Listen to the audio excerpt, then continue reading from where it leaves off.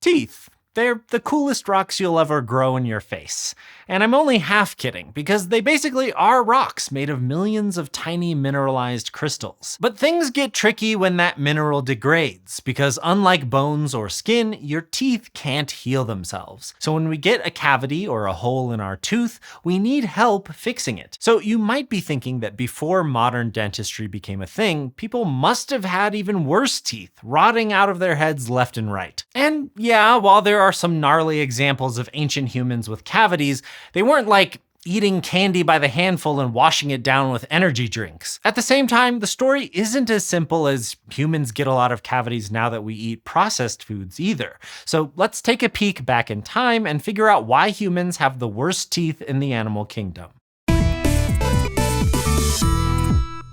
The most common tooth problem in our species is cavities, also known as caries. Over 90% of us will get at least one at some point in our adult lives. And the cause of this pesky tooth decay is the presence of certain bacteria in our mouth, or more precisely, in the dental plaque that builds up on the surface of our teeth. The bacterium Streptococcus mutans is the main culprit, breaking down sugars in the food we eat and creating acidic byproducts in the process. And it's those acids that erode or weaken our enamel, making it susceptible to cavities. There are other factors that play into it too, like how much saliva you produce, whether you practice good dental hygiene, or even your genetic makeup. But the biggest factor we have to come back to is sugar. Now, sugar can mean a lot of things, and not just candy. And it's not just classic table sugar that leads to cavities, but also starches found in foods like bread, rice, and pasta. Our love of sugary and starchy things goes way back to before farming, and even before our species existed. Humans are primates, and our extinct ancestors and living relatives are mostly fruit eaters. Since fruit is basically sugar plus fiber, it's not surprising that fossil primates from as long as 54 million years ago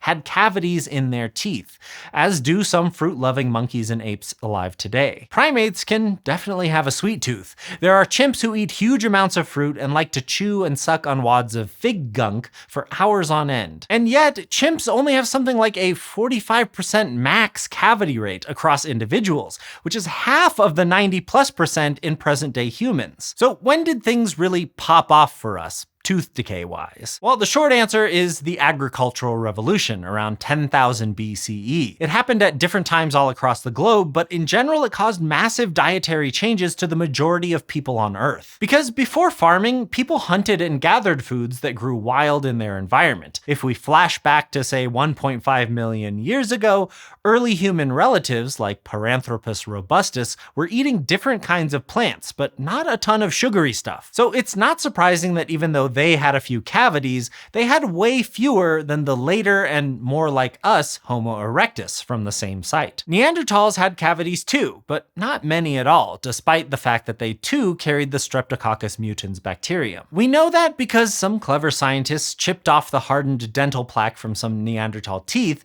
and found DNA evidence of their microbiome inside.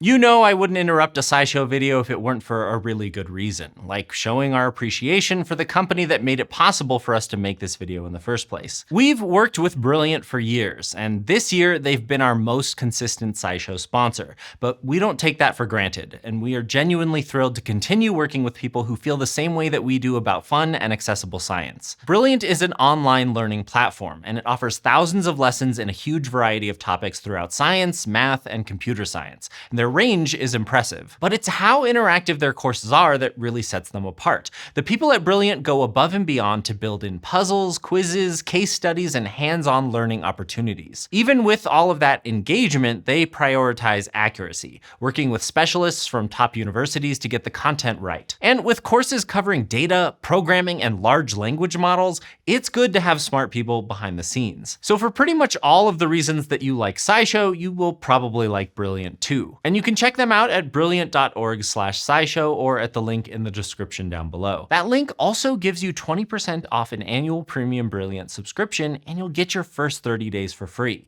Now, back to the show.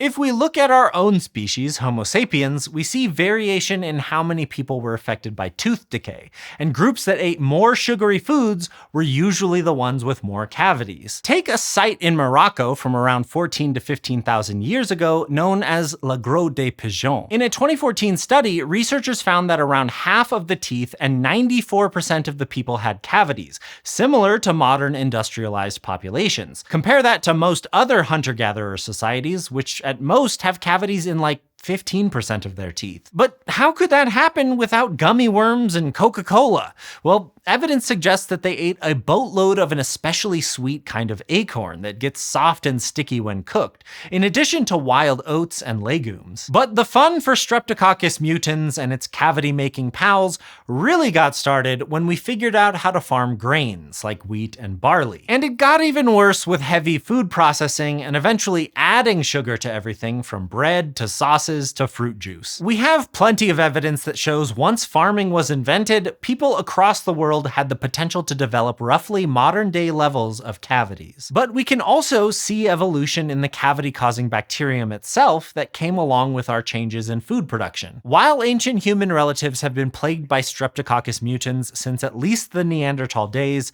there was a bump in the bacterium's genetic diversity around 10,000 BCE. These changes coincided with the advent of farming, and more changes have happened in the last 750 years since we started actively cultivating sugar. Just like any good pathogen, it adapts to get better and better at exploiting its environment and doing its evolutionary job, which is ruining our teeth. In fact, we might have to start worrying about it again because it's becoming resistant to antibiotics. The story of us, our teeth, and Streptococcus mutans is long, twisty, and far from over. But even though most of us will have to deal with a cavity at some point in our lives, at least we will live long enough to get them these days, which I can't say was true for many of the ancient people we talked about in this video. Tooth problems just come along with the territory, but it's a small price to pay to be able to eat handfuls of candy in my jammies.